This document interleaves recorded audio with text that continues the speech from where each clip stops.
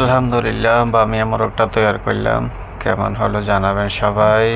Like comment করে পাশে থাকবেন, চ্যানেলটা সাবস্ক্রাইব করবেন।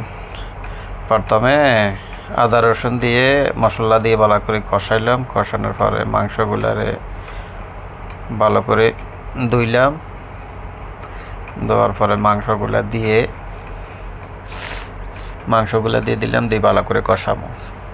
কষানোর পরে পানি দিয়ে দিব। ঠিক আছে,